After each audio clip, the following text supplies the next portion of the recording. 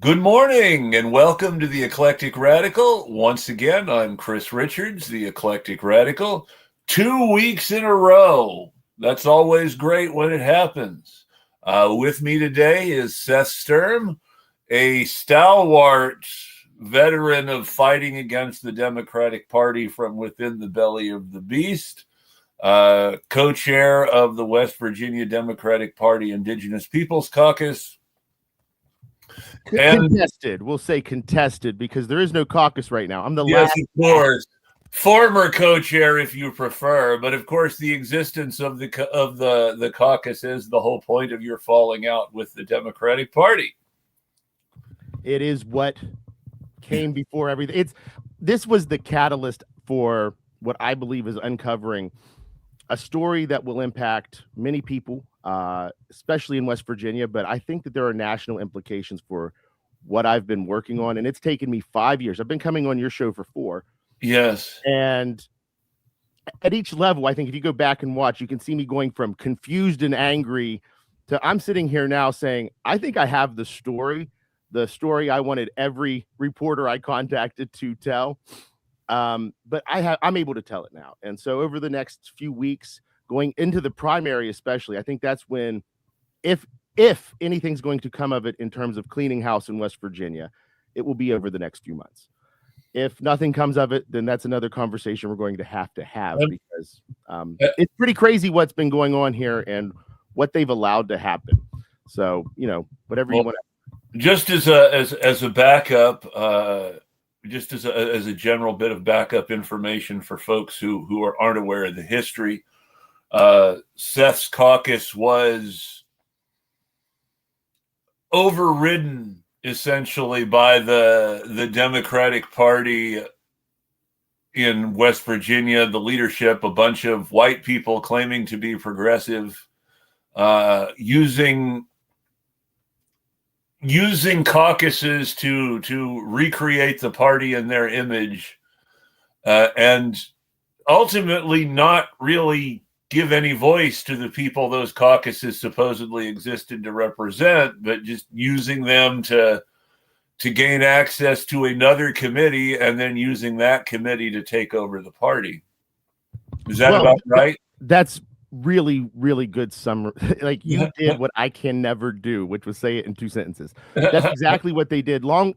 Big picture, what we've been dealing with here was a captured system. So I've uncovered proof of rigged elections, of scripts coming from national party members, of grievances written by national party members targeting state officials. They can't file these things themselves, so they find local people and launder it through. All of this is the thing that they do, and this is what I've learned.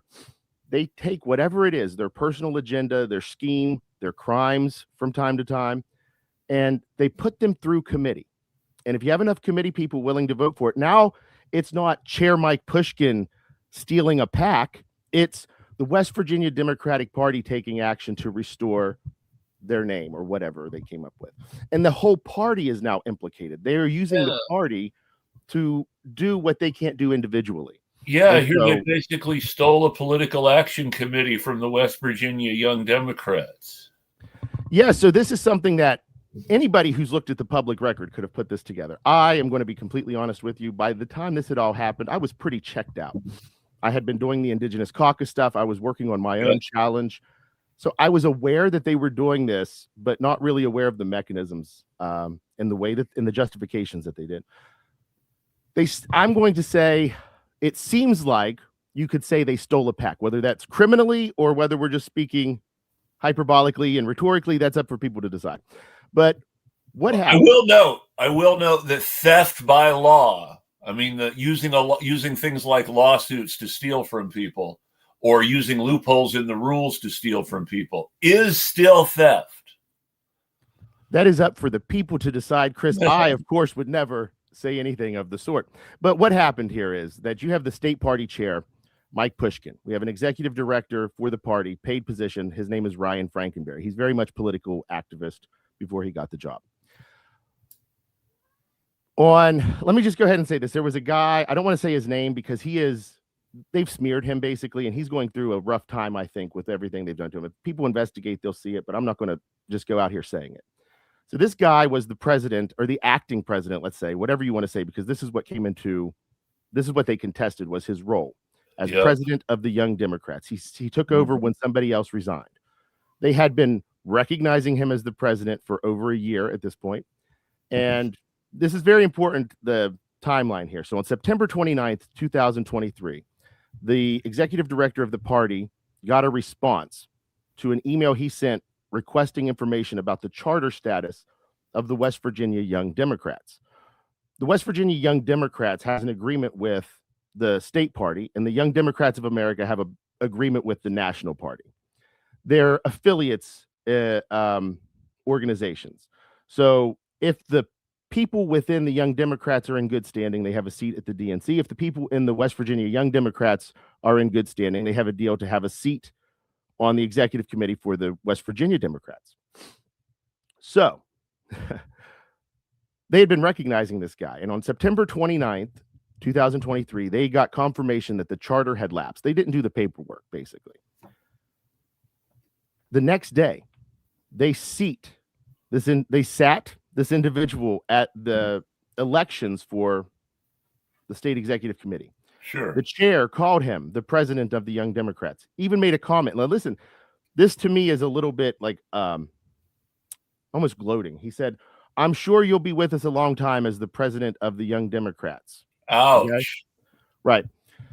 So at that meeting, there was this proxy scandal for the elections. Let's not get into that right now. What matters is that I remember controlling proxy votes being a thing that is really popular, though, with the machine in West Virginia. Yeah, so this was a big deal. And so this young man, I'm going to call him that because I'm an old man.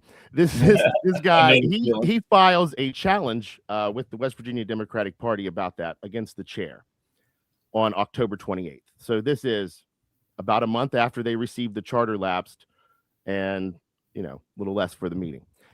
7 days later, 10 days later, something like that, on November 7th, the executive director sends an email to this guy asking him to provide their updated charter information. He asked him for a document he knew he didn't have. 8 days or 9 days, 10 days after he filed a challenge against the party. Okay. They do all of this stuff back and forth. All of this, by the way, unredacted emails are published on the party's Google Drive for everybody to see.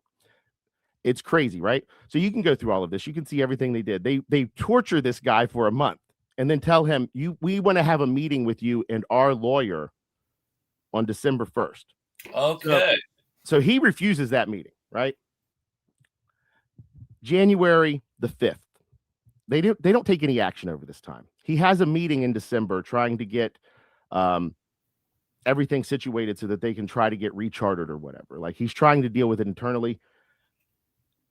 What's important, though, is that on January 5th, the party has taken no action still. We're talking since September 29th, they've had this information. They've done nothing except threaten. Okay?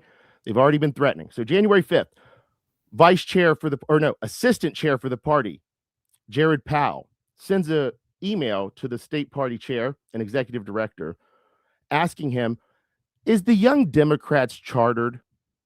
Whoa. This gets them this is what they needed, right? Not suspicious at all.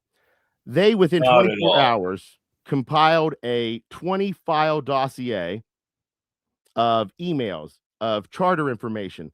They provided Jared, within 24 hours, the information they kept from the president of the Young Democrats, which was that the Young Democrats of America did not have a current charter for West Virginia.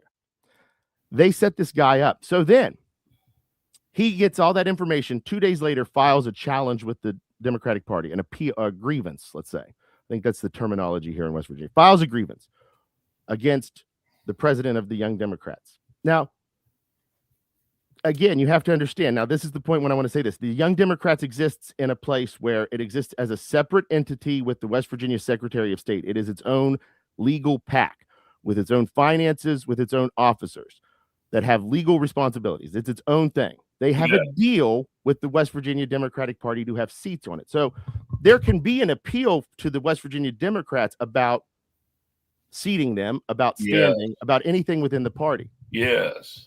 But the West Virginia Democratic Party, they do 2 hearings over an hour apiece. They have witnesses. They do all of this smearing of the president, saying he's not the actual president. He's a fraud. These are the words they used. He didn't appear for this, by the way. So he didn't ever respond to any of this. He didn't go to the hearing. They just presented all of this with him not there. They find in a pre-written 8-page report the day that they were hearing testimony that he's a fraud. He's all of these things. And they ordered the seizure of the bank accounts, the social media accounts, all of these things to be brought into the party for them to control it, since they didn't have a charter. The charter status doesn't impact the status or the legal standing of the West Virginia Young Democrats PAC. Just their ability to sit on the Democratic Party Central Committee in West Virginia. Right. So they, under the collar of authority from their quasi-judicial hearing, put this order out and subsequently accused the former president that they didn't recognize of embezzlement. He's been exonerated since then. Their financials have been fully released, and he is not guilty. They did all of this, and they convinced the treasurer, the only one that was left after the president resigned whenever all of this happened, to sign everything over. So they, through a sham hearing, coerced these people under the threat of legal action, under the collar of authority granted to them by the West Virginia Democratic Party, to turn over bank accounts, to turn over the identity of that PAC. A year later, January 23rd, 2025, Mike Pushkin, state party chair of West Virginia Democratic Party, Ryan Frankenberry, executive director of the West Virginia Democratic Party, sign a form with the West Virginia Secretary of State updating who the officials are within the Young Democrats PAC. Mike Pushkin is listed as the chairperson. Ryan Frankenberry is listed as the treasurer. The address has been updated for the PAC to be the P.O. Box for the, maybe not P.O. Box, but the address for the West Virginia Democratic Party. The email for the PAC is now finance@westvirginiademocraticparty.com. Or whatever it is. The social media for the Young Democrats, West Virginia Young Democrats, now says the official branch of Young Democrats for the West Virginia Democratic Party.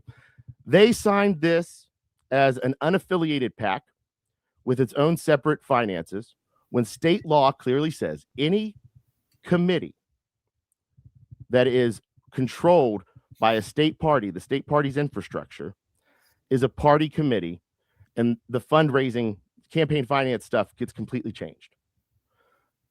None of this was ever told to the Secretary of State, how they came into control of the accounts, how they came into control, or how they became the officers of this thing. This is, in my view, like I said, hyperbolic rhetoric.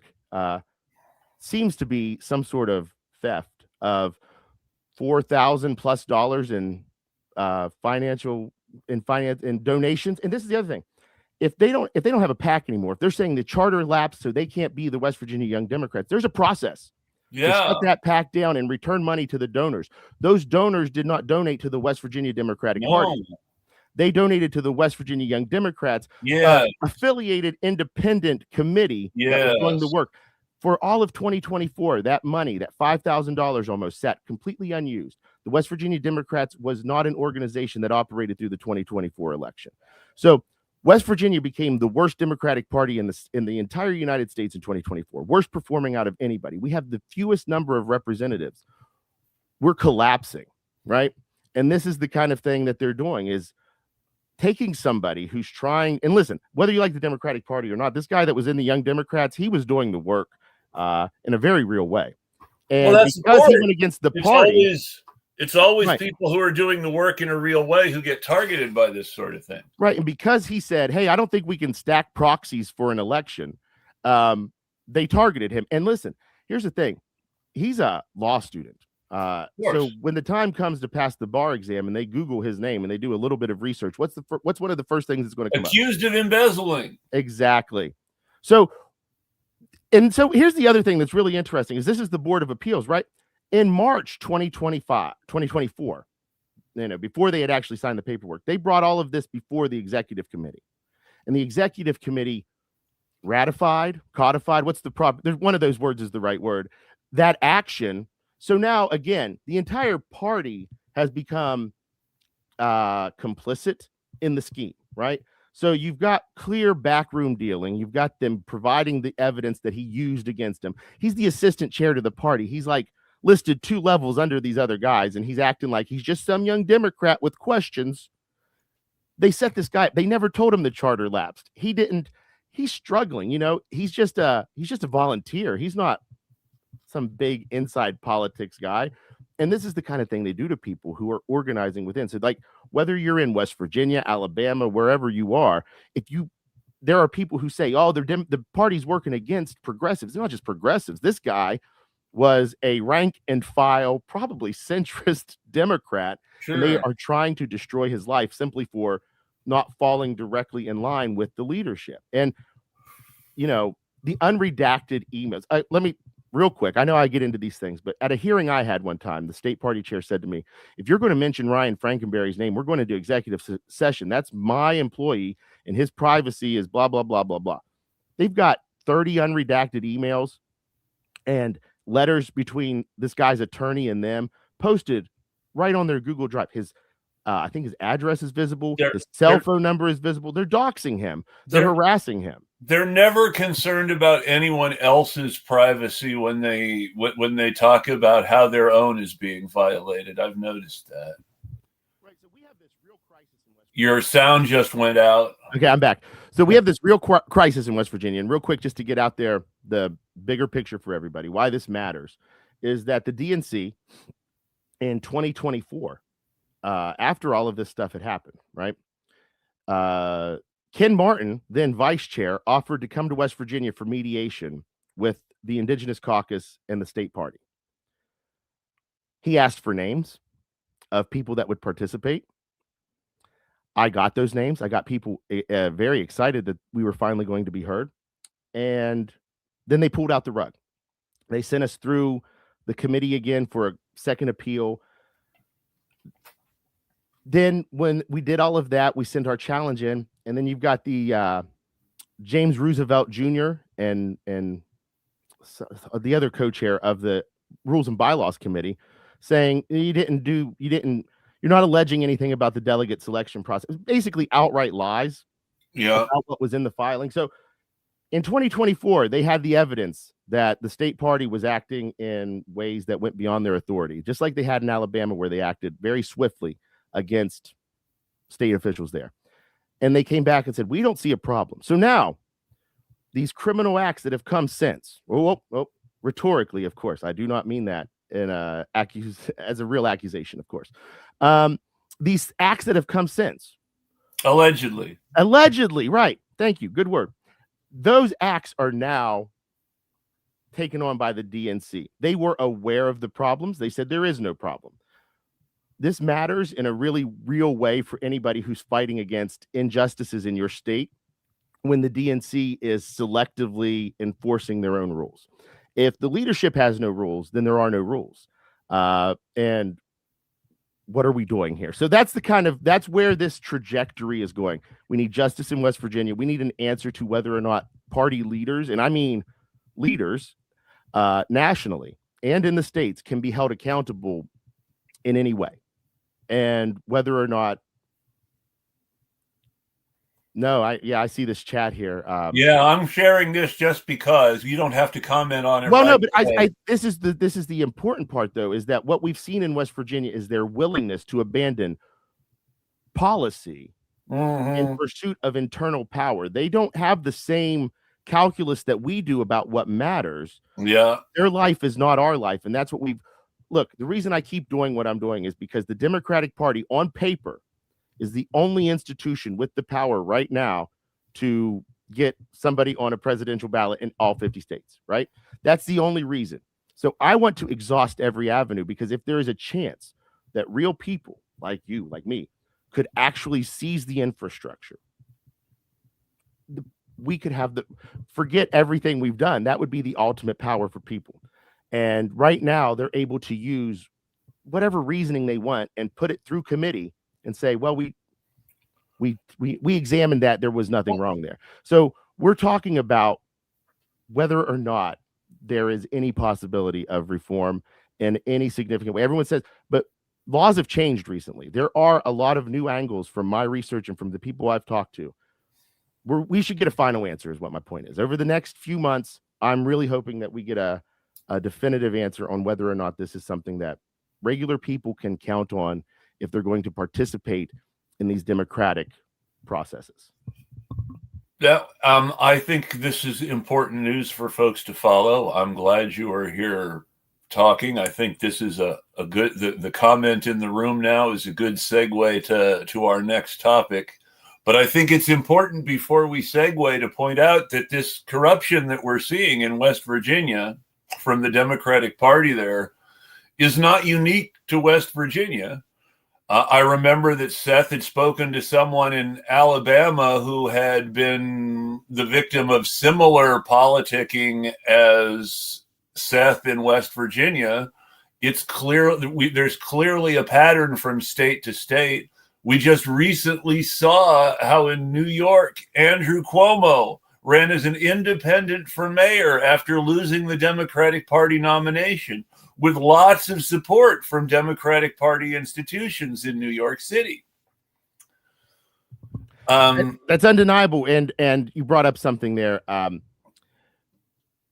That Alabama issue, it's not even just Alabama, but the interesting thing is that there seems to be almost a network. I don't want to say that, but I got a fella in Texas wrote me and said, "You're being talked about in this meeting right now." And this was in 2024. And I'm like, "What are you talking about?" Right. And so he gave me a link and I came in and I had to defend myself against people in Texas saying that I had been infiltrating their network or something and been doing hit pieces on them from West Virginia. And I'm like, I don't even know you guys. I don't know you. So there seems to be some sort of connection to all of this too, where here's the thing. If you can launder Seth Sturm is doing bad things in Texas through a committee, you've got more proof that Seth Sturm's a bad person. Of course. So this is not just local level politics. This is about delegate selection. Let me be very clear. The reason why they're fighting so hard to control these parties now is because there are new rules about delegates. They don't want to have the super delegate look, so they still ostensibly have to have real delegates. That guy from the Young Democrats, he was elected to be a Biden Democrat in 2024. Yes. The party wrote a letter to the Biden administration, and they pulled his credentials. They did not allow him to be a Biden delegate at the 2024 or Harris. Geez, Louise, the Harris, but it was the Biden administration that pulled those credentials. Yeah. But he was going to be for Harris, a Harris delegate. Like they're going against themselves. You know, this is what I'm saying. It's like it's not even progressives or just Black and Indigenous people. It is literally anybody who's not in bed with them. Speaking of going against themselves, as the comment in the chat says, these Democrats voted for ICE with the Republicans.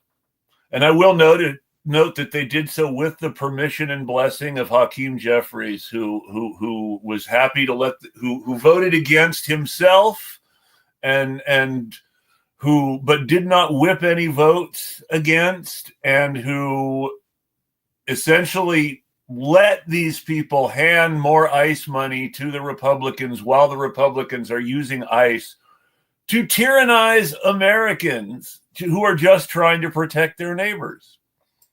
And the Democrats in question, Tom Swatsy, New York. New York is nowhere near the Mexican border, I would like to point out. Henry Cuellar, Texas. Now, Texas is near the Mexican border, but we all know Henry Cuellar is voting this way because Donald Trump pardoned him. Don Davis, North Carolina, another state, not really near the Mexican border. Though I would imagine that ICE raids make it easier for farmers in North Carolina to find another round of cheaper workers without having to pay the last batch. Laura Gillen, New York. New York again, no Mexican border in New York. Jared Golden, one of those great people whose names comes up in so many of these discussions about Democrats going. And Maine. And Maine is, again, not a Mexican border state. Does he want raids against Canadians in Maine? And then Vicente Gonzalez in Texas again. I don't know if Trump pardoned him for anything or not, like Cuellar, but I'm assuming probably not. But he's still voting the wrong way. And then Washington, another one of these anti-Canadian pro-ICE votes. Marie Gluesenkamp Perez from Washington, another horrible centrist. Everybody voting to fund ICE while ICE is literally killing people in the streets of Minneapolis. Well, you notice even the people, the line is they're untrained. The guy who shot Renee Good was trained. He had been there for 10 years. The guy apparently he's a trainer. Oh, even so. Then the guy yesterday's been there for 8 years. When exactly are you talking about untrained? What do you think training is going to do? Make them more efficient at killing people in the streets? I mean, seriously. This is what we've been warning about. This is exactly why I do what I do, is because we saw this coming. Yeah. They buried their head in the sands and said that this wasn't, blah, blah, blah, blah. Every centrist made excuses and has a reason why, no, you have to continue supporting ICE and all of these things. It's reactionary and in the wrong way. Maybe where are all the reactionaries reacting to this and saying we need to do something? It's disturbing in a way that people should really pay attention to, but it goes back to that underlying thing about the, I hate to use the word political elite, but the people in those positions are not making the same calculus that you and I are. And so, they're sitting there and saying, well, I got to get the votes. I can't say anything too radical, but what's radical is executing people on the streets. That's radical. So past that point, disarming people and then executing them in the streets after they've been disarmed. Well, Trump said only criminals carry guns. So that makes ICE criminals. I mean, his logic is sound in that regard. Let's disarm ICE. Well, it just doesn't make any sense either. You watch these videos, they clearly antagonize, they clearly brought the violence, and then there's no time for anybody to react in any way but panic. And once again, this guy was a legal observer who was watching the protests to make sure that nothing got out of hand. And they went after him and made sure that things got out of hand by killing him. Renee Good was also a legal observer, was also killed by ICE. They're deliberately killing the people who are watching them to make sure they're not killing people. Well, this is something that I said last year to somebody else, but it's ultimately, we're living in this modern time where before they can get the story out, we've already seen it. We saw with our own two eyes that it was an unarmed person with a phone in his hand on the ground get shot in the back. Yeah. They found the gun on him after they already had him prone and helpless and restrained. They disarmed him, and then they executed him in the streets. And you can't deny that there are people who are justifying it, sure. But ultimately, if you're looking at this and you're not a complete psychopath, you have to be able to see this is the one. I mean, Renee Good, she's in a car. Okay, your excuse is cars are dangerous. What did this guy do except have a weapon on him? Which is, by the way, something they have been screaming about since I've been alive. It's legal, and he was following the law in Minnesota. This is exactly the kind of law. This is exactly the kind of gun carry that Republicans have been supporting for years, as you have said. But you have to understand that it's not just the Republicans, and it's not just Democrats voting for ICE now. In 2014, there was a story run that's been revived again since for obvious reasons that talked about how ICE agents were deliberately stepping into the path of moving cars in order to have an excuse to shoot the driver. And that the number one reason that ICE agents were killing people was annoyance. And so this is 2014. This is Obama's watch. Obama is the guy who singled Tom Homan out for promotion and gave him a national platform And Obama is the guy who did not do anything to stop the Nazification, the increasing Nazification of ICE, which had a history of Nazi behavior going back to when it first started to exist under George W. Bush, under the ridiculous assumption that all undocumented immigrants are potential terrorists. Well, and they're using that word. They're just throwing that word out there now. I mean, this is the complete and total.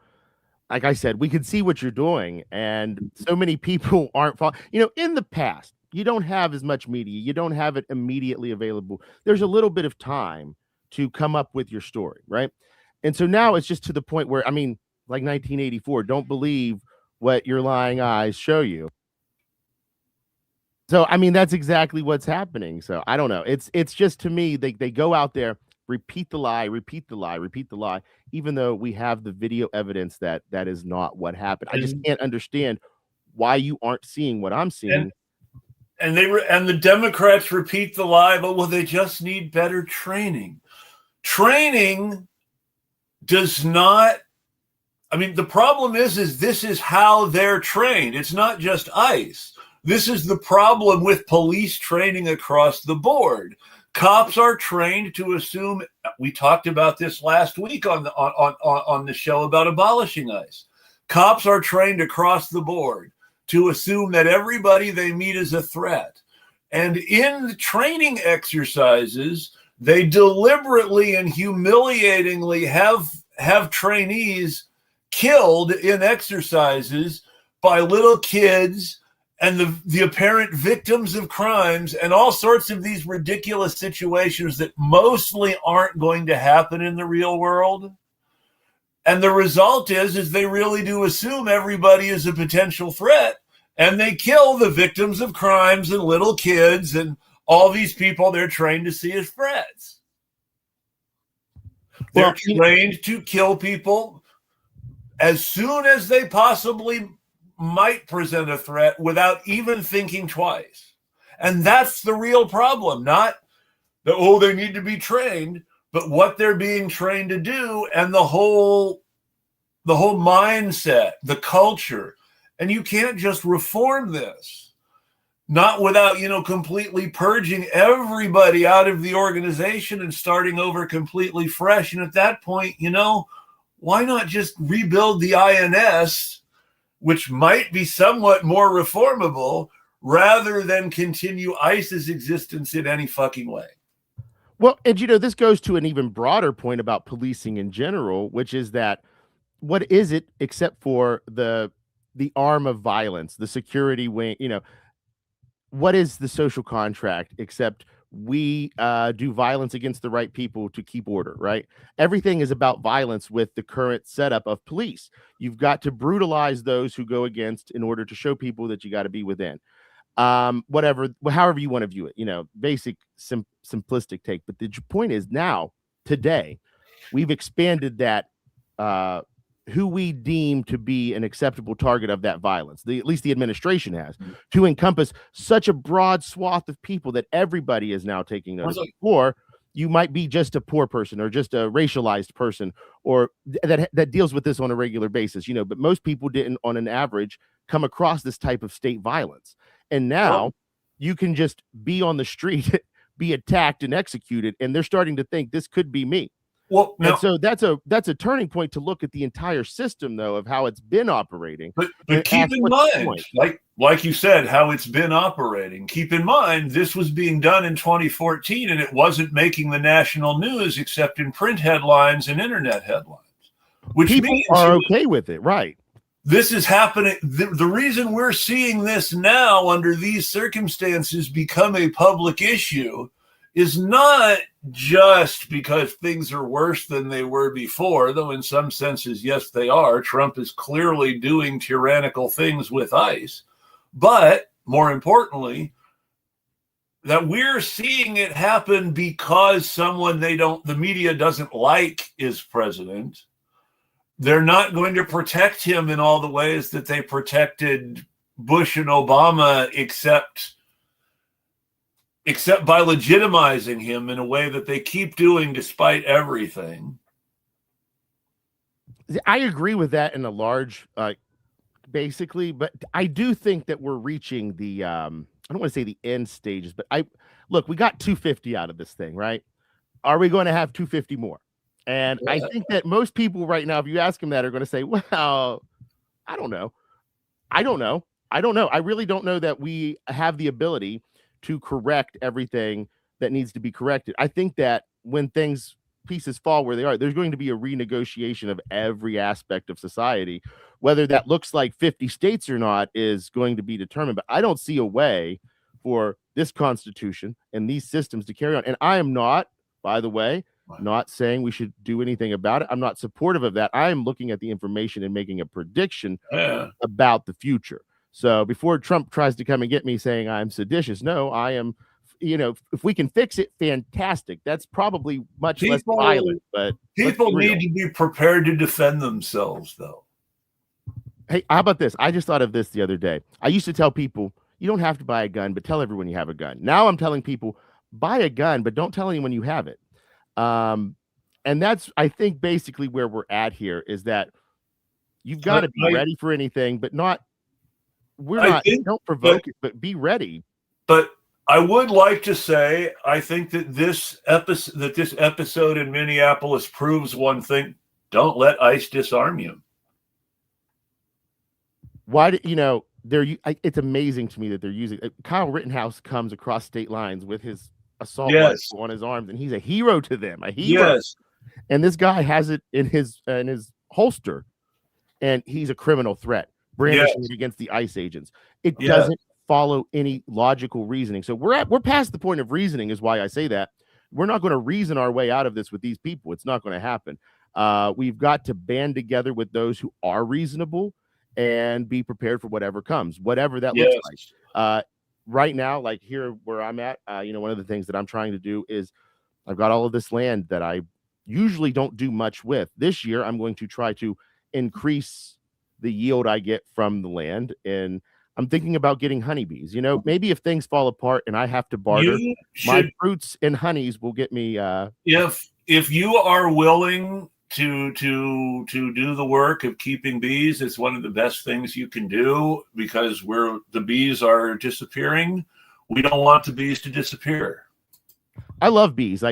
So where I'm from in Metz, West Virginia, the B&O Railroad used to run through here. And Metz became a town, basically, because there was a stop on the station here. The guy they bought it from, I think his name was Metz, could be wrong about that, but he used to keep bees. And so this station became known as Beehive Station. So there's a history here of bees and keeping bees, and I love them. I don't know if I'm kind of a little bit allergic, so I've been hesitant, but I've always wanted to. My father and his father and his stepfather all kept bees at one point or another. So I approve of beekeeping on both a family basis and on a ecological basis. We need more bees. Well, and to go back to the reason why I say that is because be prepared. Where you are for what you need to do. I'm not telling people to be violent. I'm telling people to survive and weather whatever they can, wherever they're. Do what you can, where you can. And that's the best you can do. If you have the ability to do it, remember that you can grow potatoes in buckets, and that potatoes are a complete food that you can survive on if you have to. Yeah, no, that's a really great tip that a lot of people don't realize. That one source of food, if you need it. I mean, most people might have read The Martian or seen the movie, so maybe now they know it. But it is very important to be aware of what we're going to need to do in order to survive. If things take turns for the worse, I mean, I've never been a pessimist, never. I've always been optimistic about our chances of success. But I think we're to the point now where there's probably going to be some troubles, let's say, and we need to be prepared. There is a classic Marxist slogan: pessimism of the intellect, optimism of the will. I like that. I like that a lot. And it's true. That's what we have to have. I'll make it dumber. If you pray for, wait. No, I might have made it too dumb. Anyway, point of the matter is simple. we cannot be blinded by our hopes. We have to prepare for if you pray for rain, take an umbrella. That's what I was going to say. Because Yes. if you think it's going to happen, be prepared. And I think it's going to happen. So I'm going to take every step that I can. I mean, obviously, ICE is violent. ICE is willing to use terror to enforce its will on people just protesting it. Now, keep in mind that ICE has no jurisdiction over people peacefully protesting against ICE. ICE has very specific jurisdiction under law, and it's not to just go around and shoot people in the streets for protesting them. So that's something we should all be thinking about, that ICE shooting protesters in the street is ICE going way outside of its purview, and everybody just sort of standing around going, this is cool. Even when they're saying bad things about the killing itself, nobody's really talking about how far outside of its purview ICE really is. There was some talk in Minneapolis about how ICE was breaking state and local and federal laws. But when they asked Jacob Fry on the news, well, does this mean the Minneapolis Police Department can arrest ICE? Well, yeah, legally we can send them to arrest ICE, but ICE has bigger guns than our cops. It's like, dude, you have a SWAT team. You have bigger guns. Minneapolis Police Department has bigger guns than ICE if they really want them. Well, it goes back to that's the system. That is the security apparatus. That is what they do. They know violence against us as a means to keep order for society. Well, and this is police solidarity in action. Because you notice the Minneapolis cops are not out there protecting the people of Minneapolis from this terror apparatus. They're, quote unquote, letting ICE keep order. Well, every single time the police show up, they're with ICE. Every video I've seen where the cops show up, they're not protecting protesters against ICE. They're protecting ICE against the protesters. Yes. Like, people need to understand. Stop saying, where are our police? Stop saying, call in the National Guard. This is not the job for them. Their orders. The law if is the National Guard. If the National Guard were called in, it would be called in by Trump, and they'd be there to protect ICE. Now, that said, I will say that Tim Walz does have the power to call up the National Guard and to order the National Guard to remove ICE from Minneapolis because they present a threat to the people of Minneapolis. But he's never going to do it because that would be a violation of his role as the guy who funds the cops so they can repress people in Minneapolis. Well, I mean, besides all of that, where is the guarantee that you order as the governor and call up your state to take care of ICE? Where's the guarantee they're going to follow these orders? So that's the thing else that I want to talk about is, like, there is a real risk here of, and I don't know, maybe you disagree, but there's a real risk here of police, military not following the orders from that type of order. The thing to remember about the National Guard, and I'm saying this not in a bad way, but because it's actually a good thing in this context. Are you familiar with the term weekend warrior as used to trash the National Guard? I am, yes. So keep in mind that we're not talking about career military people who go out and serve a lot. We're talking about people who have joined the National Guard in order to help out the thing that people think about when they join the National Guard, I want to help out in a disaster. Because a lot of people my age, at least, most of what we saw the National Guard do was help people after earthquakes and hurricanes and tornadoes, with the exception of the Rodney King riots, which sort of made the National Guard look bad. But I will note that we're talking about folks who, while yes, they will follow orders when told to do bad things and sort of complain about it to reporters on the side too, that when we're talking about a weekend warrior, we're talking about an ordinary person who may not be a cop, who may not have this same attitude, and who may themselves be an immigrant. There are a lot of immigrants in the National Guard. There are a lot of people whose families are being targeted right now who are in the National Guard. I hope you're right, Chris. I really do. I'm not saying that it's a 100% thing. You might see the National Guard split both ways and start fighting amongst themselves. But I will always remember, though, that in the riot storyline of Captain America, that despite everything, even when they beat up the bad guys and send the Nazis who are responsible for all this bad stuff happening to prison, people still riot because they still pissed off at everything the cops have done, Nazis or no.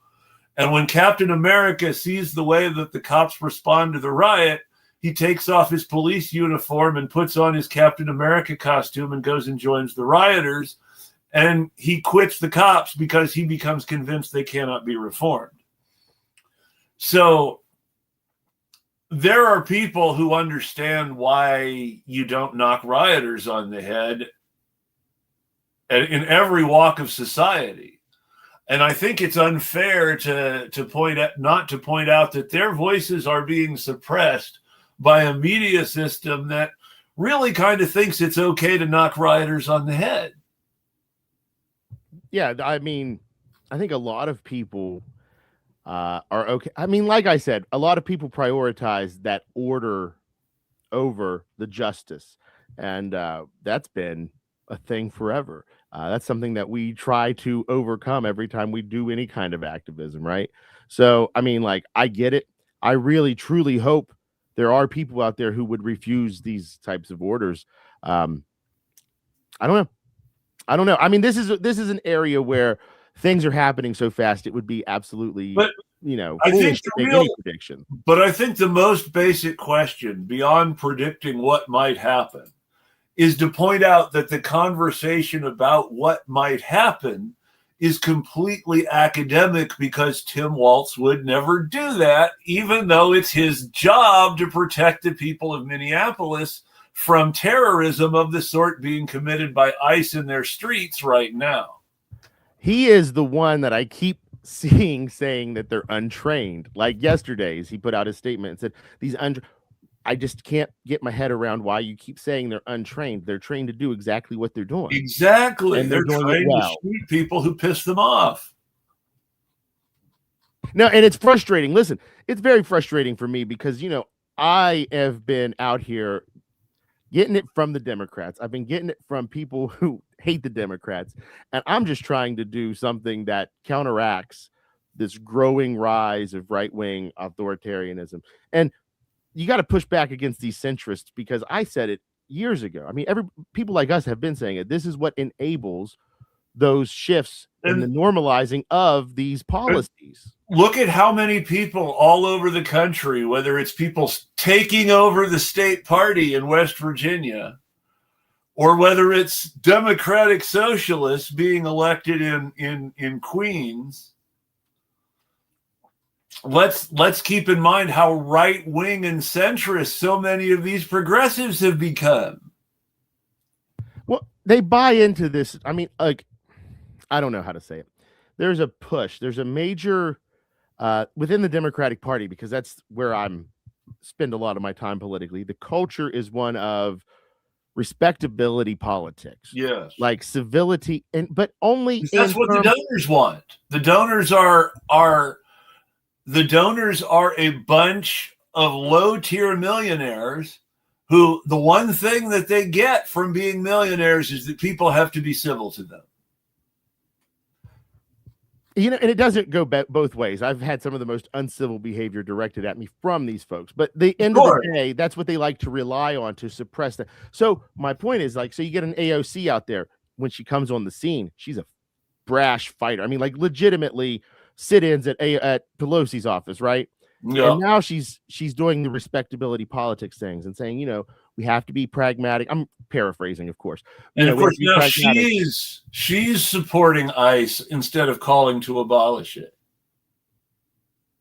I'm unaware. I didn't know that, but I don't find it that hard to believe because and it's not just, this is people in general, but what happens is they might personally have these beliefs, but then they compromise that. And we've said this for years as well. And they say, well, to get things done, I have to first take on the persona of the centrist, right? And then I'm going to go in there and I'm going to start doing all these wild things.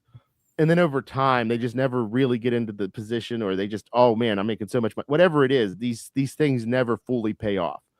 And again, it's because once you're in this world, once your calculus for what matters in life is, well, I'll still have power and I'll still have money.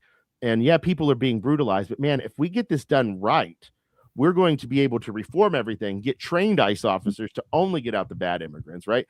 They have deluded themselves into thinking that there is a possible way back from the and what's this? And that's this whole why are we justifying the whole myth of bad immigrants in the first place? Exactly. I mean, the whole point, and you know this, as we were talking about how you're a member of the Indigenous Peoples Caucus, it's not like we came here with your permission. No, I mean, right. I mean, that's the whole thing, is like, for someone like me, like I am very concerned about the extinction of Native culture. Yes. In the United States, it's happening very quickly.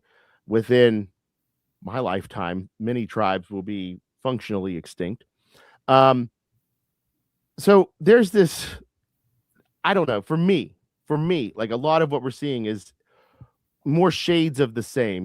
There's always been this desire for this control, this elite control of the system, of everything within the United States, right? Like things were designed to protect the minority from the majority, and that minority was the wealthy, the elite, the ones who with the pedigree and the breeding that could handle governing, or whatever the myth was. So that's why we see these things further down the line getting worse and worse and worse, is because when your core foundation is one of protecting that class and their property above the people of the country, where else are we going to end up? So that's my whole thing, is like, this is the end result. And I don't know if it's the end. But I know that this was predictable, that you're going to keep expanding. The more wealth you've hoarded, the less resources there are, the broader your targets become. And we're seeing ICE now do the same thing to protesters here that the Israeli cops and military do to Palestinian protesters in Israel. It's not a coincidence, because, of course, as I've talked about before, and as other guests have said, Israeli cops and military train our cops. This whole Cop City thing is about building these police training facilities to make it easier for the Israelis to come to the U.S. and train our cops. So when we talk about more money for training, we're talking about more money for cop cities to bring the Israelis here to train ICE to kill more Americans. That's, basically what they want us to do is go back to a pre-Trump time when all of these things are still the same. And that's why but we're not as aware of them, because it's not being flaunted in our face by a president with no couth. Our presidents are politely not mentioning the horrors they're committing. Right. And that goes back to that civility, respectability thing, where if you just say things like a professional, completely detached, this is the way things are, it is what it is. We must secure the border. We must do whatever. What are we securing the border from? What are we securing the border from? What are you frightened of? People. It's people. That's the answer, is that every single one of these anti-immigration people are focused on what they deem to be, lesser cultures. There is no focus on. Let's talk about lesser cultures, and I'm going to close the circle is why the U.S. supports Israel the way it does too. I mean, why was Custer in the Black Hills for the Battle of Little Bighorn? Because U.S. American settlers had illegally moved onto land set aside by treaty for the Lakota. The Lakota had tried to use their legal authority under treaty to push the settlers out, and the U.S. military was called in to protect the illegal settlers from the dangerous indigenous people. So this is the Israel pattern. The settlers go in illegally. The settlers illegally commit crimes against indigenous people. The indigenous people organize to defend themselves and remove the settlers, as they have every right to do under existing treaties, and the U.S. military tries to kill them. It's the same. I mean, honestly, this is that pattern of securitization. They create the violence, then say, we've got to respond to the violence. Yes. Yes. Like I said, now we could see it happening in real time. Before they could tell us, hey, this violence is happening and we've got to do something, we've already seen that they're committing massacres, right? Like, it's not the same level of information. So, like, they always say the generals fight the last wars. And I think that the political elite, again, I'm using that word I hate, these political leaders are still catching up to the fact that the information's getting out faster than they can control it. They still rely upon the lies to justify their actions. And at a certain point, it just becomes, well, what's the point of even, like, they just say it. They're just going to start saying outright lies anyway. I mean, but that's what they've been doing. So I don't know.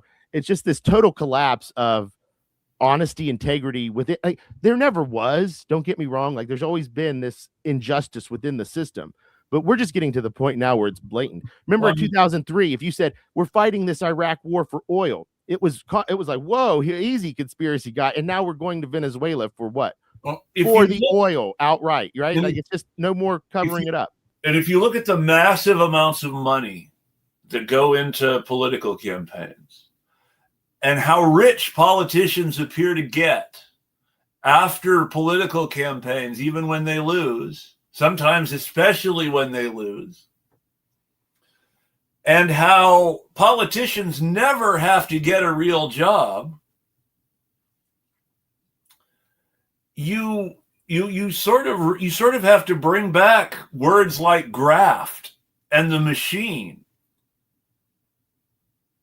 I mean, what can you call all this fundraising and this culture of consultants who get paid from the fruits of this fundraising but graft?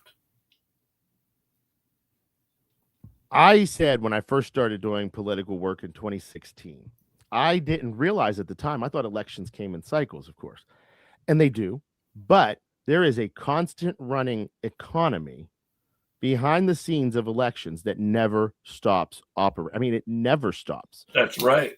And I was so shocked to learn this. And that's one of the first things I said. I said, no wonder things are the way they are, because people make so much money back here on this end of things, like where I'm at now. And I've never made a lot of money making ways the way that I do, but there are people whose livelihood depends on being that person of making sure that things are always at least in some sort of state of it's never ending. So, like, whenever you say we need action, well, now's not the time. You gotta wait for the next election, because the only thing they're thinking about is the next election. It's just constantly thinking about that election. They're also constantly thinking about money. Like, I got one of these robo text messages from somebody claiming to be Kamala Harris,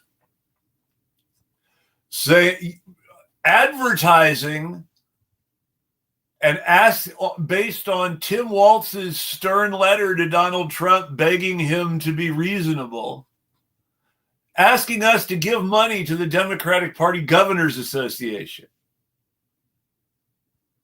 It's just crazy to me that this is, like I said, constantly like, now, hey, there's an atrocity. Let's on the topic that you're saying just now about they're always thinking about the next election. What does the Democratic Party Governors Association do? Well, it raises money to reelect Democratic Party governors. It is everything. And like you said, it's about money more than anything. I mean, whether it's the candidate and securing their position so that they can make their livelihood being a leader, whether it's the consultant who needs, constant clients and constant excitement. I mean, you got to have excitement in campaigns. I mean, a boring campaign is no fun for anybody. So there is a certain level of this, like we got to promise this, got to do this. But hey, if you do this thing, we're not going to have, if you do too much, you're not going to have this issue to run on next time.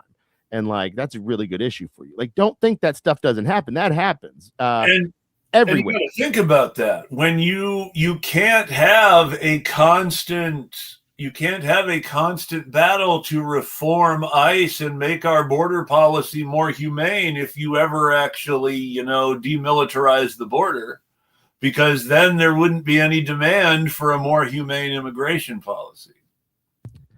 Exactly. You've got to create the dichotomy or the split. You've got to create your position in this status quo. But then you end up fundraising off of atrocities you're doing nothing to stop. Of course, that's the point. I mean, if you notice, the Democratic Party leadership is the victim of everybody. They've got foreign campaigns against them that, spend a fraction of what the actual presidential candidate spends, but it tanks them. You still have doofuses out there blaming Putin for everything Trump does, saying that, he's a Putin puppet. And that's what gets me is it's like, if that were true, why does nobody in America have any power whatsoever? This guy can come over here, spend $100,000 on elections, and that changed everything. But we could spend endless money and can never have any kind of effect.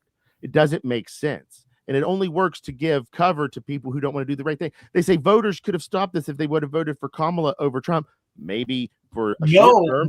But it would have never. It's not a fix, right? Like we wanted real positional changes, and she wouldn't accept that. So it's leadership's problem for losing that election. It's not even just that. She was promising to be tougher than Trump on immigration. Oh, so there's that too. Yes. When you keep in mind, ICE was stepping in front of cars to shoot people because they were annoyed when Barack Obama was president. Then why would this not be happening under Kamala Harris? The only difference is that it wouldn't be happening in a way that made so much news. Well, look, I'm not going to say that there would have been raids.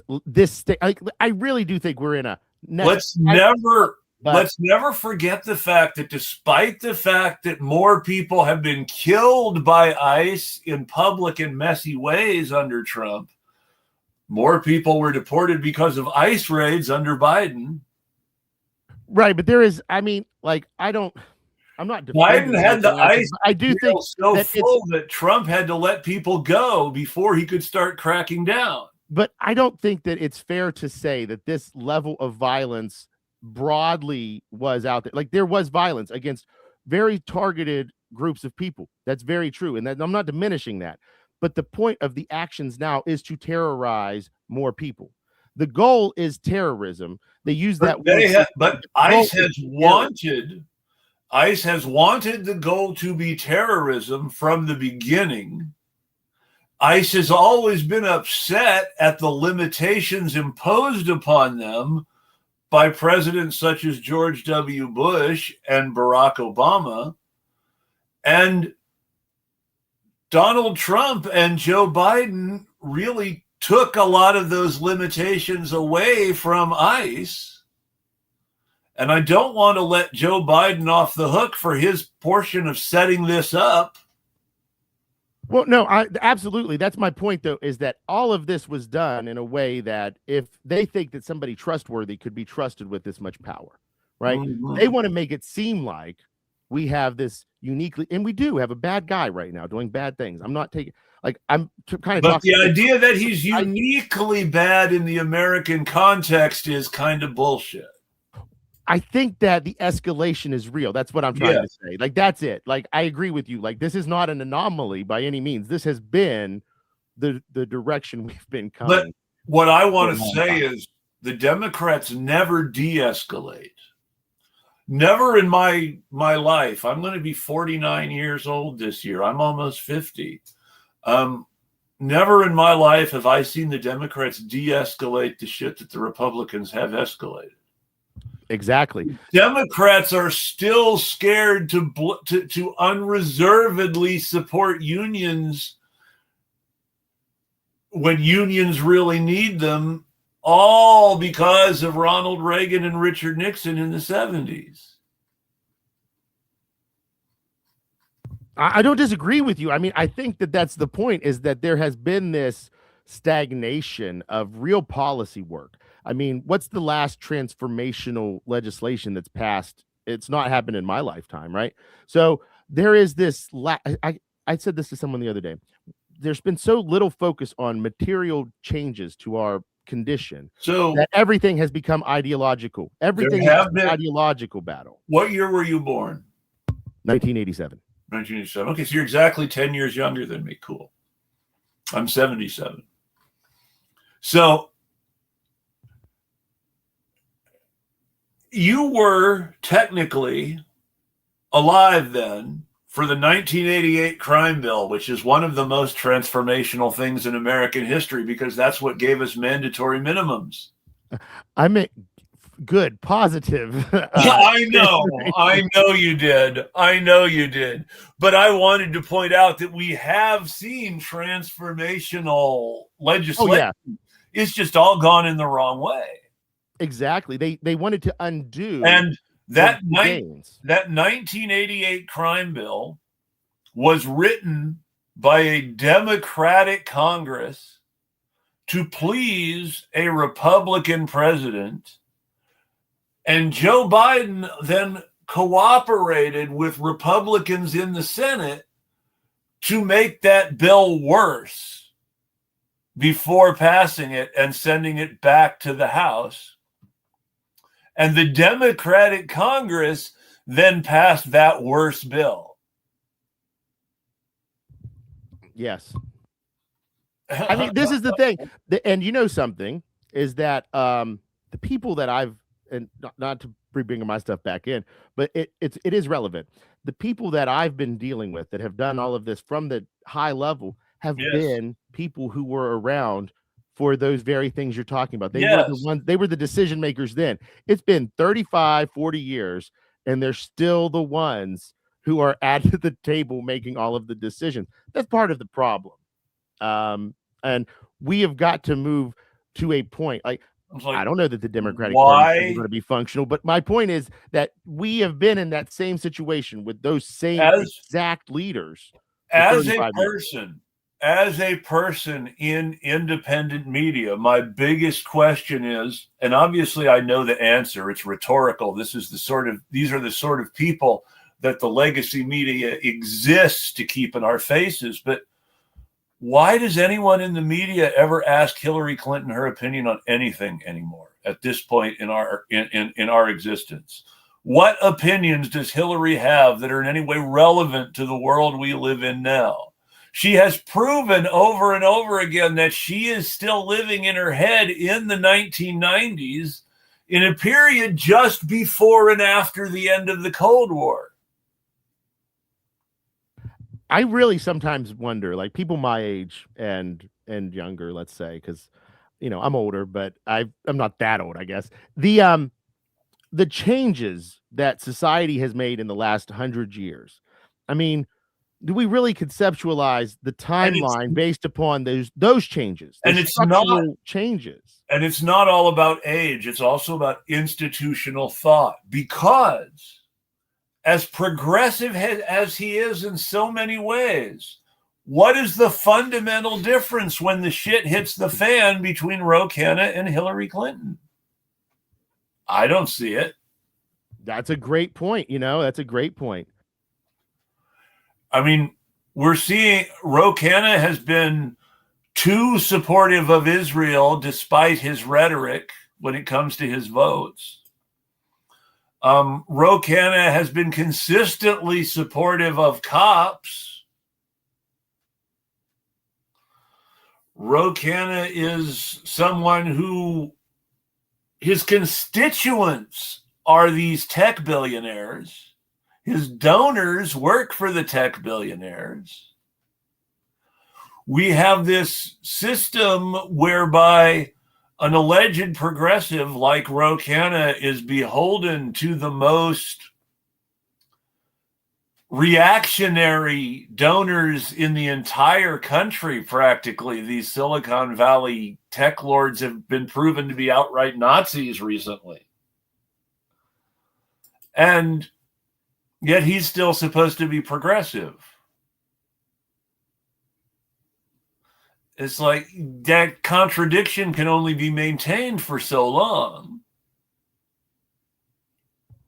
And, you know, that's one of the more frustrating things, phenomena that emerges from all of this is that progressive on paper or in word who caves. I can't quite wrap my head around that one, because to me, those are the ones who they admit they understand the problem. They admit they see the problem, but then they don't act in that way. At least somebody who claims that their ideology is aligned with the problem seems honest or willful. But an ally who sees the problem and doesn't engage with a solution, that's worse than useless. Silence is complicity in many regards. And then how can they actually be an ally then? This has been, how many marginalized communities have had this conversation of, is there even an ally? Can you have a real ally at the end of the day? You have to be very aware of that, because you can't trust somebody who doesn't have the same personal, what's the word I'm looking for? Their personal stake in it. Like their life is connected to the result of this outcome of this policy. They're going to be much more forceful or convincing or honest in their support of an issue. I mean, it's like we talked about earlier about these white folks who came into West Virginia, created diversity caucuses legitimately just so they would have a committee to run things through and look legitimate. We never had a chance to have any kind of real work being done on our behalf or from our constituencies. We didn't have that, right? They used racism, used the struggle of diversity to implant themselves. Yeah, there hasn't been any groundbreaking affirmative action legislation in West Virginia coming out of the Affirmative Action Committee, has there? No, and these were the progressives. I think everybody, if anybody will go look, these were the ones that a lot of legacy media types, independent media, let's say, mostly, like Tom Hartman had on these people saying they took over the West Virginia Democratic Party with progressive values. Well, are the progressive values systemic discrimination against marginalized people? Because that's how they did it, with the help of Clinton administration's deputy chief of staff and the garbage man, according to the New York Times, Harold Ickes. I still don't know how to pronounce his name. Harold Ickes. It's Ickes. It is Ickes. Okay. Perfect. That's what I've been calling him. That's what everyone calls him, but like I hear different names. I don't care. He's not answering my calls or emails to tell me how to pronounce it either. Another former Clinton crony, Sidney Blumenthal, has a show, or at least contributes to a show, on the Midas Touch network. They have a sub channel called Legal AF. That's these liberals for you. They won't even just call it legal as fuck. But they have a show called Legal AF, a sub channel called Legal AF, and one of the shows on this sub channel frequently features Sidney Blumenthal. And it's like, why are all these dinosaurs of the Democratic Party talking at us right now? I saw James Carville saying some nonsense. There's another one. Why are we still listening to James Carville? It's literally the 90s. Like, this is whatever's going on. If it's nepotism, if that's the we're word. Is that listening the to right word? the people who tell us we must beat Trump are listening to the people who repeatedly lose to Trump.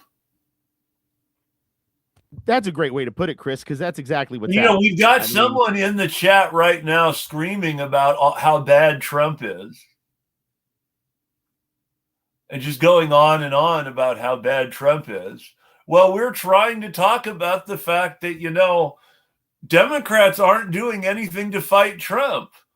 And, I was pretty clear that I don't like Trump. What are they saying? But this makes me laugh. This makes me laugh the most.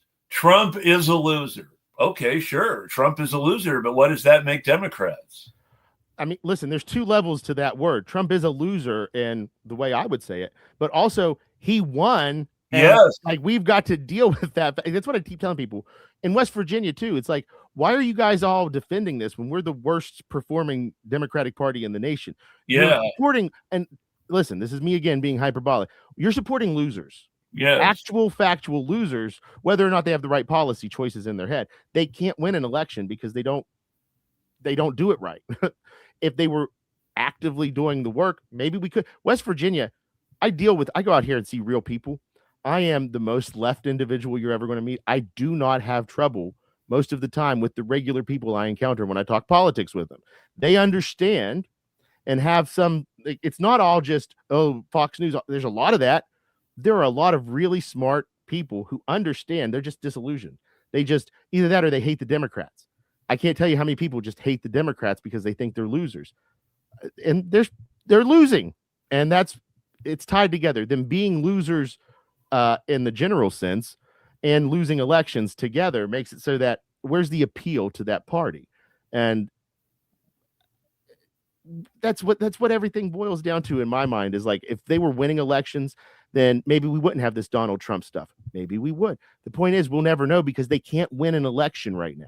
Donald Trump is another one of these Clinton Democrats we're complaining about. He just become president as a Republican, but that doesn't change the fact that he was one of these Clinton Democrats we're complaining about. One of these millionaire donors who's responsible for the direction the Democratic Party took, which is the biggest reason that the Democrats aren't willing to oppose Trump. He was one of their donors up until he started his thing with Barack Obama. It can't be understated how intertwined the back rooms are of these two parties. They aren't brutal, bitter enemies for the most part.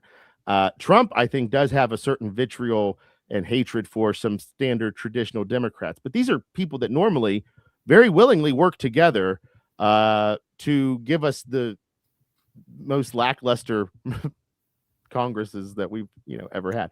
It's just I mean, this guy going off in chat, great stuff. I agree with everything he said. Whatever. Like, that's my point though, is why torture? Why focus on just that? Because here's the thing. All of those things can be true. Focus on the people who can do something about it. That's my whole point. That's why I do what I do. Like, these Democrats, they sit there and they tell us that they're the resistance. They blah, blah, blah, blah, blah, blah. Then do it. Do it. Stop losing. Start winning. Start doing things that matter. Because I'm going to tell you something. There's a pretty good chance that every single person in these positions of power is, in some way or another, a bad person, right? It's just how power attracts bad people. The people of this country have to make it so that they don't act in bad ways. That's our duty, is to find these bad people and see which one of them are the least bad and will do what we tell them to do when we need them to do it. That's the whole point of all of this. So, like, you're never going to find the perfect politician for sure, but you can definitely find the ones you can't trust. You got to be able to at least convince people. And when there's what's our mechanism? It's not voting anymore, right? Like, they don't care if they lose the vote. So we've got to start being a little bit more creative in our approach. We can't keep doing everything that we did in the past. Protesting in the streets doesn't do what you want it to do anymore. Clearly going into the chats of videos criticizing Democrats and spouting off about Trump doesn't actually do anything to hurt Trump. No, right. Like what I'm proposing and what I want to do with the Democratic Party, what I would love to see happen, is a total transformation into a party that could stop Trump, that would do those kind of massive policy moves that we would want to make ourselves more materially secure in our day-to-day lives. That's what's missing. I've told everybody in West Virginia that I've talked to. I've talked to several candidates asking me, how do I set up Back Blue? All these. I say, I've told every single one of them. I said, listen, I've got this campaign slogan I want somebody to run on, and I want you to be the one to do it. Just money in your pocket, food on your table. Like at the end of the day, nobody is doing anything to do those two things, which is just about material security. Like that's what everybody wants, is to feel that they have security in some way in their lives. And too many people don't, and that's a root cause of many of our problems. Not all of them. It's not a panacea, but it is something that would allow us to focus where the other issues lie. Well, and that's the whole thing, is that Trump claimed to run on money in your pocket. Yeah, I know. Food on your table. Groceries will be less expensive under Trump, they said. Yes, that's what the claim was. So we've got all of this, and this is probably true. Democrats will definitely win after all of this. No one trusts Trump anymore. He lies through his teeth. And sure, Democrats will probably win. Then what? That's exactly what is the right. Democratic Congress going to do after it wins? Until people really come up with a way, like I said, we are so discouraged from holding especially Democratic politicians accountable through media, through social media. Like they have these bot farms, I'm convinced of it, that go out there to tell you don't do this, right? Like everything is boiled down to trust the Democrats. We've got to get them elected. The thing I want to do is to make it so that you could, right? Like not even just Democrats, but anybody in general. This is true on its face. It should be. Democrats should win. If Democrats don't win these midterm elections, it will be even worse on them than when Kamala Harris couldn't win in 2024. Because let's remember, Kamala Harris should have won in 2024. No one had any reason to believe anything Trump was saying then either. The only reason Kamala Harris lost is because Kamala Harris chose to run in such a way that she actively drove away the people who had been most eager to vote for Biden in 2020. It was their election to lose. It was really their election to lose, and they lost it. Listen, I've said this. I'm all the reform, all that, but you can trust Democrats to lose when they should win almost every single time. And I don't know if it's lack of fight.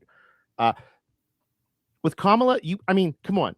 There's so I'll tell you. So years ago now, I don't know if you've been seeing his name pop up on Twitter again or not because he wrote a book, but recently a Marxist critical theory professor named Gabriel Rockhill wrote a book about the history of how making movements acceptable to power has always involved these compromises with power on issues of what we're doing in places like Israel.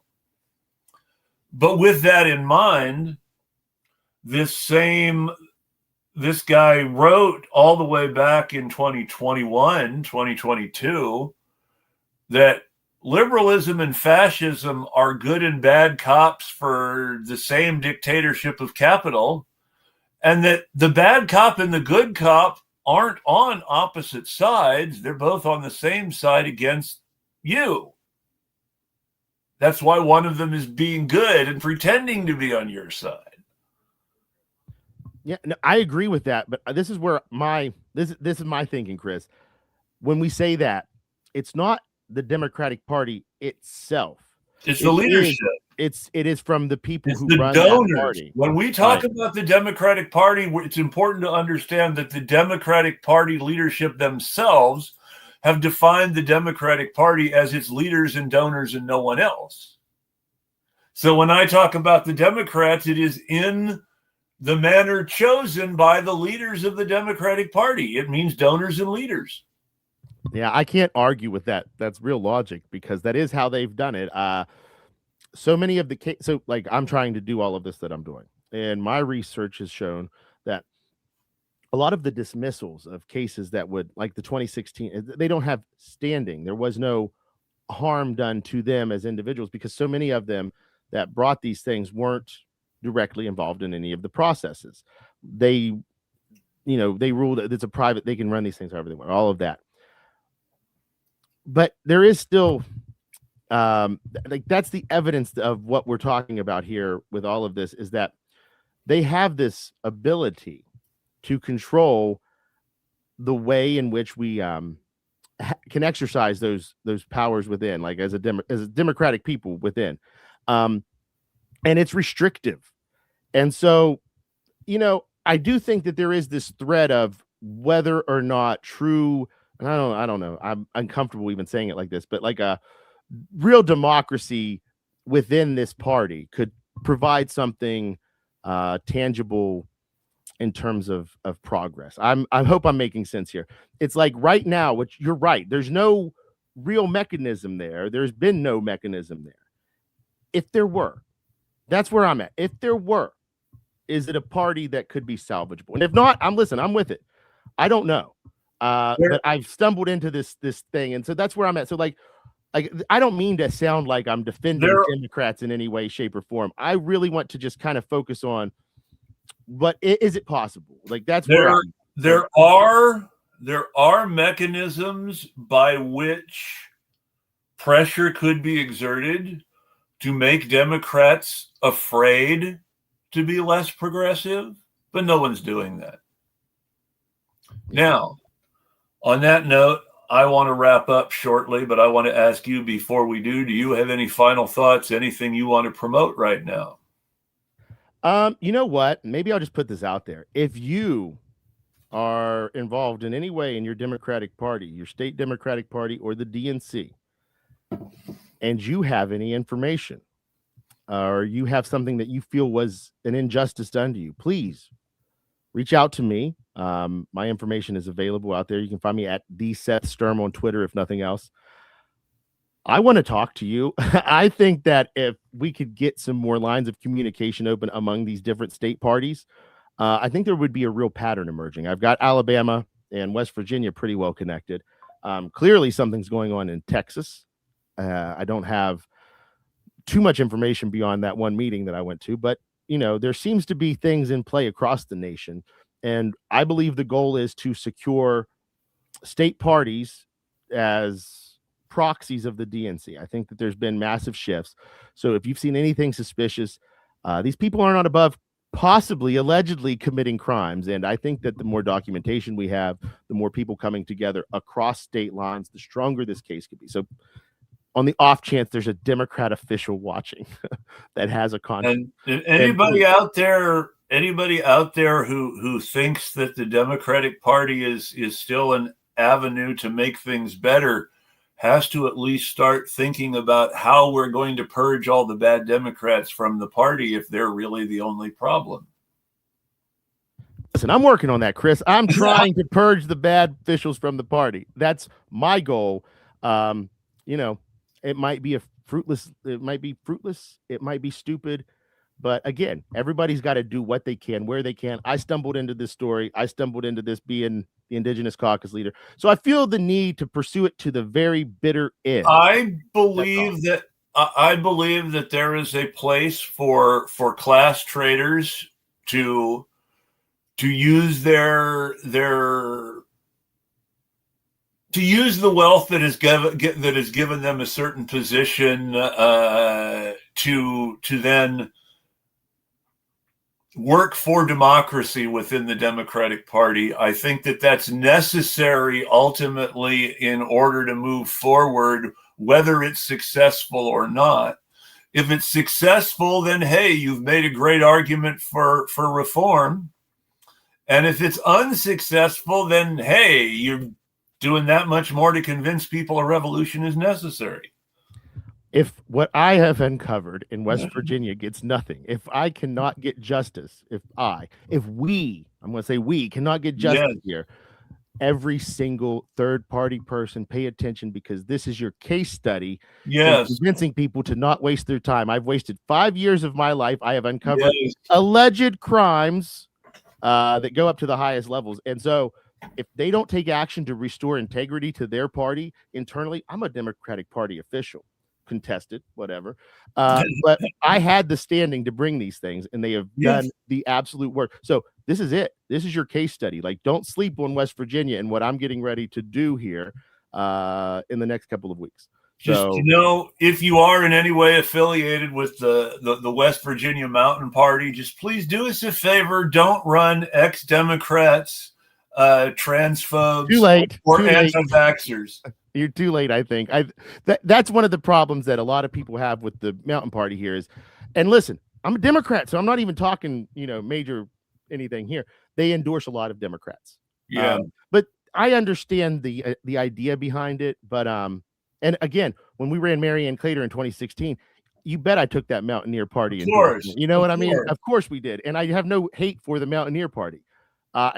It's to me, the Green Party has so many of the same problems the Democratic Party has already. And it's like, we're not even what we operational need yet. What we ultimately need is an independent working class political organization. Now, it would be great if that could be the Democratic Party, but the fact is, right now, it's not. And the conflict between people who pretend it is or think it can be, and those of us who have an understanding of it, sometimes takes up too much of our time. And I've always felt that ultimately we need people who are fighting losing battles within the Democratic Party in order to be able to say, look, this is what the Democratic Party is. See, and my hope is that we could get all of these people who the Democratic Party has betrayed, gone against, destroyed, hurt. And, maybe one day the time comes when those same people get to come back in and help me and help others to actually have this opposition party, this workers' party. And again, we're talking about literally unseating Franklin Delano Roosevelt's grandson. We're talking about his Interior Secretary, Harold Ickes' son. These are not nobodies, right? These are think the people about who that have too. Standing. Franklin Delano Roosevelt's grandson in West Virginia. Look, that's what I've been saying. There's some carpetbagging involved there, is all I'm saying. It's like when there were all these people named Rockefeller in power in West Virginia and the West Virginia Democratic Party. It's like, this is not what Rockefeller is not a West Virginia family. And by the way, if anybody wonders why, beyond delegate selection, there's a real possibility, and we can't know, I don't know anybody's finances. There's a real possibility that people have invested heavily in coal here. All I'm going to say is that Harold Ickes Sr. was the coal mine guy for FDR. And I know Harold Ickes is heavily involved in Alabama and West Virginia. And I know Alabama and West Virginia are heavily involved. To be fair, Harold Ickes Sr. was one of was FDR's Deputy Secretary of Labor, I believe, and was one of the more aggressive pro-union, pro-socialists in FDR's administration. His son has fallen a little far from the tree in some ways. This is what I said nepotism earlier, and this is exactly what I meant, is that you have people who are the descendants of legends. I mean, they were in some ways very, very legendary, and they will be those people forever. Like, people will always learn about FDR so long as there's history classes. I don't know that will continue, but they will if there are, right? How is his grandson going to oversee what happened in West Virginia and not say anything, right? Like, why does that tie of internally those leadership, why is that bond stronger than what's the word I'm looking for? just democracy, like what they say they want. They are the ones who claim to be the defenders of us, but they don't look do at how long it actually took the Democratic Party to disavow RFK Jr., who was a Democrat up until his run became independent in 2024. Now, on that note, here's a good comment from the peanut gallery. It's all a scam. Most of the politicians are working for their sponsors. They couldn't care less for the people, which is why I say we need to bring back words like graft in the machine. Thank you. Now, on that note, my final thoughts are that what's going on in Minneapolis shows why we need to abolish ICE. It shows why we need to be talking about defunding and abolishing cops rather than training cops, because in the end, training the cops means more money for cop cities, which means more money for really bad people to train cops to be bad people and do bad things to good people. And the Democratic Party is complicit at this point. They're not fighting against it. They're not using their power. They're sitting there and taking it and fundraising off of it. And it's not sustainable. I really agree with Seth's central point that the Democratic Party has abandoned any sort of accountability to ordinary working voters, ordinary disabled voters, ordinary marginalized voters. I think the only thing that people can do is form their own organizations for the purpose of taking care of each other, mutual aid and mutual defense. These are the things that we are going to need to survive this constant crackdown on us by the state, regardless of who is in power. The police aren't going to stop being the police because a Democrat wins the White House, if that ever happens again. And we don't really know that there will be another presidential election. There's a lot of stuff going on right now. So we need to be prepared to really organize for what's necessary to both survive and to build and project our own political power. On that note, I hope to be back again next week to do 3 in a row. I'm really glad for everyone who's been able to join us and to keep